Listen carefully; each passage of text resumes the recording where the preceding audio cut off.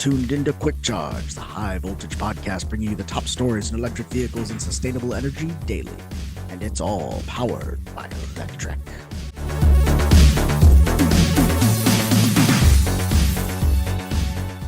Welcome to another exciting episode of Quick Charge. It's September 4th, 2024, and I'm your host, Joe Boris. If you're a fan of the faux news channel, you probably think EV sales are on a downward spiral. Not the case. Kia has shattered its U.S. sales record again this month with its first three-row electric SUV picking up steam.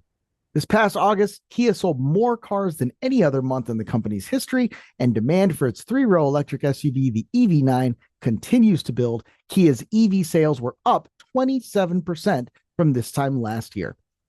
With over 75,000 vehicles sold in August, Kia broke its U.S. sales record for the second consecutive month. Kia credits higher demand for SUVs and EVs for the record-breaking performance. And one bright spot was Kia's first three-row electric SUV, the EV9.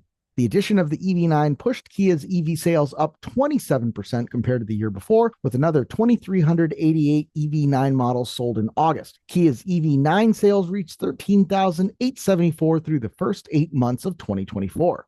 Despite sales of its first dedicated EV, the EV6, slipping 23% last month, they're still up 13% year to date, with 14,373 units sold through August. The lower sales come as the EV6 is being redesigned, and Kia has already launched the refreshed EV6 in Korea and the UK with a sleek new front-end design and even more range.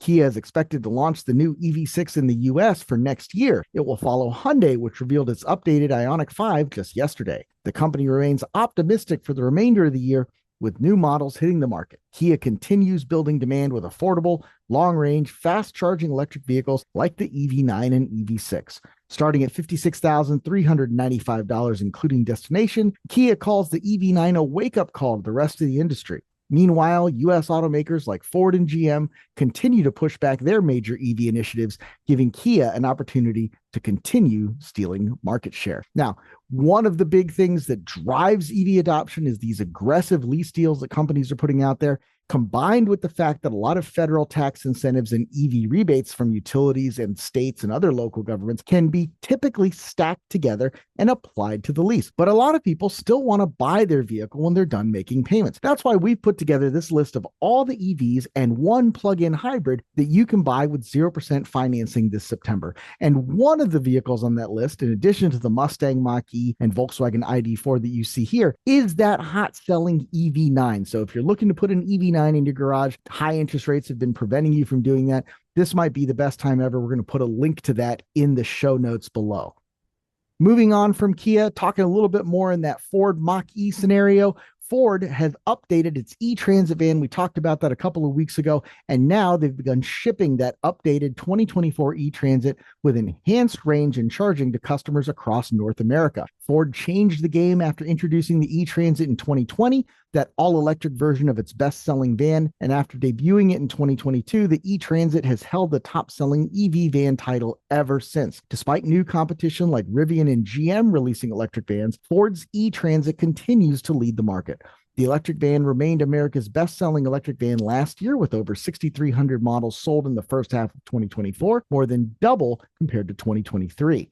With 3,400 units sold in Q2 of 24, Ford's e-Transit has had its best quarterly sales since its debut. And more importantly, Ford said that 3 out of every 4 e-Transit buyers this year are repeat customers, as businesses are looking for lower maintenance and fuel costs typically associated with EVs. And the data that they're getting back from their pilot programs, from their initial purchases, are playing that out. They are seeing lower maintenance costs. They are seeing superior uptime. They're seeing better productivity, happier drivers, and of course, lower operating costs. We love to see that. In March, Ford revealed the updated 2024 Transit, which includes a bigger battery with more range and faster charging. An 89 kilowatt hour battery up from 67. The enhanced range battery provides up to 159 miles of range, which is 32% more than the outgoing model. It can also fast charge from 10 to 80% in 28 minutes.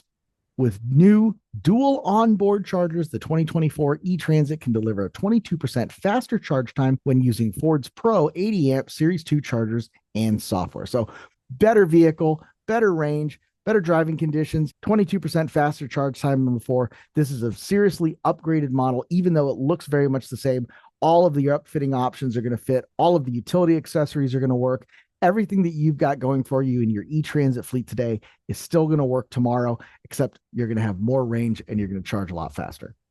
While we're on the topic of commercial EVs, today's episode is sponsored by Volvo CE, one of the world's largest construction equipment manufacturers with more than 14,000 employees serving a truly global market with an innovative range of machinery options that are manufactured, serviced, and supported around the world. Volvo CE is a globally recognized leader in sustainability as well, offering the industry's most comprehensive lineup of fully electric equipment options from the DD25 electric roller and ECR18 electric mini excavator all the way up to the EC230 electric 30-ton excavator and beyond. Volvo's electric lineup perfectly complements its highly efficient diesel offerings, empowering construction crews to meet both the ever-tightening regulations on noise and emissions and the sustainability goals of the clients they serve, opening new possibilities for indoor and precision demolition work that diesels simply can't do. Check out VolvoCE.com to learn more about Volvo's equipment offerings in your market, or contact your local equipment dealer for a demonstration. We love having the Volvo guys on the show every chance we get. Obviously, love the fact that they're supporting what we do here. Definitely go check that out, VolvoCE.com. While we're on the topic of Volvo, Volvo gave us our first look at a substantially updated 2025 XC90 plug-in hybrid earlier today. Now, this is not the EX90 that they've been hyping up for about a year and a half now. This is not a completely new SPA 2 electric platform. This is still the SPA 1 that's been in production now since the 2015 model year, but they've significantly updated the look of the vehicle. They've given it those Thor hammer headlights, kind of an updated look there. This grille is now much more modern, much more in keeping with Volvo's and other markets, and we're really, really excited to see it. For 2025, the T8 is an inline 4-cylinder gas engine with an electric motor and 400-volt 3-layer lithium-ion 18.8 kilowatt-hour battery with 14.7 kilowatts of usable energy. Its pure electric range is 33 miles, but Volvo anticipates drivers using a blend of battery and gas power. The most powerful and efficient of the XC90s, the all-wheel drive PHEV offers 310 horsepower with 295 pound-feet of torque and a 0 to 60 time of just 5.1 seconds. It offers 58 miles per gallon on a combined cycle, and 6.4 kilowatts onboard charger takes 3 hours to go from empty to 100% charge, or 7 hours on an ordinary 120-volt outlet. I'm sure that's wrong, but I'll check that out. As part of its new identity, the XC90 has a redesigned front end with a new hood and bumper area and the now famous Thor's hammer headlights we just talked about. There are new wheel designs as well and lighting in the back and interior. Volvo rationalizes that the redesign is to better align the XC90 hybrid with its electric lineup. The trims remain Core, Plus, and Ultra, which of course replaced the Momentum, Inscription, and R-Design models a couple years back. Now, looking at this, if you're a Volvo owner, if you're an XC90 owner, I've had a couple of them myself, love the vehicles, you are going to feel right at home in the 2025 XC90. That SPA 1 chassis, that SPA 1 interior is going to look very familiar to anyone who currently has an XC90. Some of the key differences are going to be the larger iPad-style screen in the middle, a little bit of an update to the dashboard display behind the steering wheel, and of course, new materials that are a little bit more in keeping with Volvo's current brand. You're going to see slightly redesigned seats. And again, that sunroof is something that we're very familiar with. So the car looks great. If you've been shopping for a hybrid, or this may be your first hybrid and you're just not quite sure whether or not there's enough of a change here to justify going from your previous XC90 into a new one, can't speak for everybody, but I can certainly say that, hey, I'm interested. And one of the reasons that people are interested in Volvos is because of safety, their own physical safety. But there's more than one type of safety. And the Oakland Police Department is using the CCTV cameras built in to Teslas. It is another way to keep the community safe. Tesla's Sentry Mode features record what is happening around the EVs, and they've often been used to help solve crimes. But Oakland police are now going a step further. After a wave of break-ins targeting Tesla vehicles in California in 2018 to 19, Tesla came up with a new feature called Sentry Mode. It takes advantage of the existing cameras around the vehicles, which were meant for Tesla's self-driving features, and delivers a surveillance system that records what happens around the cars when they're parked. There have been several cases of vandals who keyed Tesla vehicles or broke windows that were caught thanks to Sentry Mode. We reported on the case of Alan Tweedy's Tesla Model 3 being keyed badly by a woman for seemingly no reason while he was at his daughter's soccer game.